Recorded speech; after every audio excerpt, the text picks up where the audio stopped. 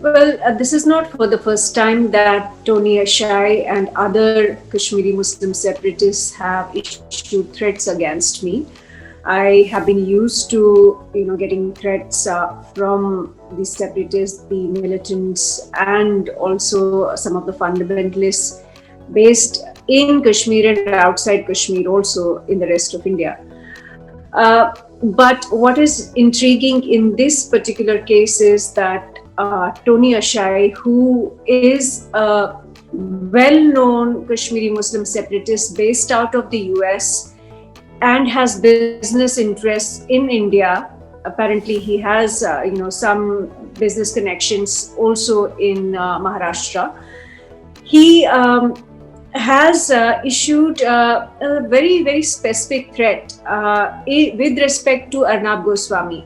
Also, do know that Tony Ashai is not only a well-known separatist, but he has supported Pakistan-sponsored terrorism in Kashmir. He has also been a very good friend of Prime Minister Imran Khan and Pakistan's Army Chief Qamar Javed Bajwa. So he has a network from Pakistan to Kashmir to Maharashtra to US. And with respect to Arnab Goswami, he said that I am going to meet the same fate as Arnab Goswami, which means that, I will be assaulted, I will be tortured, I will be jailed, and I will be threatened because, as we know, Arnab Goswami has said that his life is under threat. So what he's essentially fantasizing about is that I should be jailed and I should be tortured and killed. And I will not take this threat lightly, only because, one, I'm a displaced Kashmiri Pandit. I was driven out of my home in 1990, along with my family and along with 300,000 other Kashmiri Pandits who were ethnically cleansed in Kashmir and driven out, and we still cannot, go back to our homes. Our homes were destroyed, our homes were burned down. So from that perspective also, I will not take this lightly, because a lot of Kashmiri Pandits were killed in Kashmir in 1990 and through 90s. There have been massacres of Kashmiri Pandits by Pakistan-sponsored jihadis in Kashmir. And, the fight continues, because we know that, cross-border terrorism has not ended in Kashmir. It's still there. So I feel threatened, I feel intimidated, and I have a history wherein I have been persecuted for my ethno-religious identity, for being who I am, for being an Indian in Kashmir. So it is a serious threat, I would say.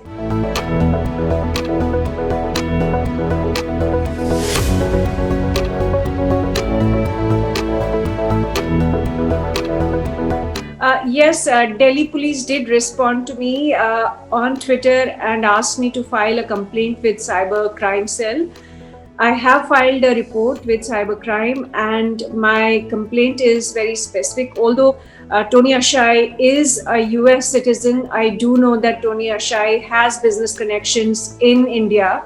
I also know that he has business connections in Kashmir. He has several business connections with Indians abroad. So I would like the Cybercrime one to send a report to the Home Ministry about Tony Ashai.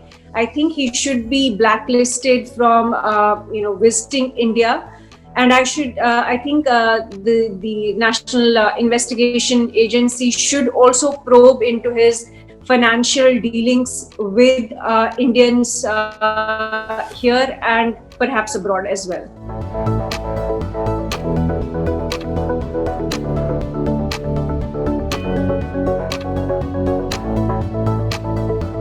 Arnab Goswami is the most popular TV news editor in India.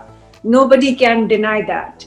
Whether you like him, dislike him, agree with him, disagree with him, personally, his kind of debating skills and his kind of debating style is not something that really appeals to me. But does that mean that he will be persecuted for making noise on television? Does that mean he will be persecuted in fabricated or false cases just because he's loud and acrimonious and really rude on television news debate? I think it's just fascistic for anyone to even think that this is an acceptable thing in a democracy like India. Second, Arnab Goswami, fine, if there is a police case, the case was in fact closed, but for reasons we all know now that there are political reasons, there is political vendetta and witch hunting going on, because Arnab Goswami did take on the most powerful woman of India, which is Sonia Gandhi. Arnab Goswami did take on the Thakres in Maharashtra, who are ruling the state right now. He took on the biggest holy cows of India, and obviously he has created and made a lot of enemies within Maharashtra, outside Maharashtra, from Delhi to US to Maharashtra. Everybody is baying for his blood. But does it behoove a democracy to persecute someone who is vocal and vociferous and, let us say, really obnoxious on television news debates? But it's just a debate. He's not. People will say that he riles up people. He's riling up, audience. Audience does not determine anything in this country, really. If you want to book a person, it's the state that will book a person. If you want to release a person, it's the state that will release a person. I don't think television news debates and audience has the power to incriminate somebody or to influence policy making or to influence decision making.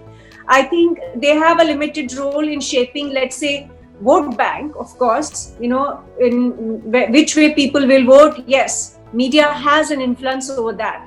But to say that media has so much influence that one Arnab Goswami's acrimonious debates are going to influence the policy making of people in power, I don't think that's the right approach. So I would say that he definitely is being harassed, persecuted. He's being singled out. Whereas there have been a number of journalists. I know, I've been in this industry for the last 2 decades. I know there are people who have had very criminal financial dealings. I know that there are people who were involved in Me Too scandals.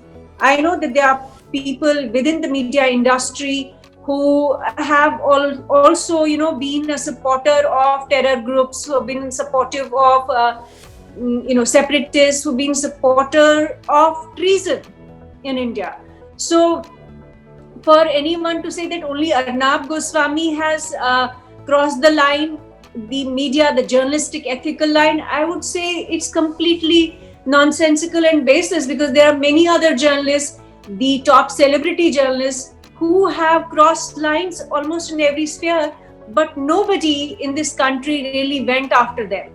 Nobody has been persecuted and harassed the way Arnab is being harassed right now, to the extent where his life is under threat. He's been sent to a jail where underworld goons and underworld dons are not even sent, but he has been sent there.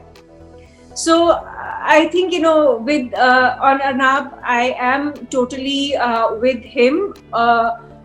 Even though I disagree with his debating style, I disagree with the acrimonious and noisy debates that happen on his channel.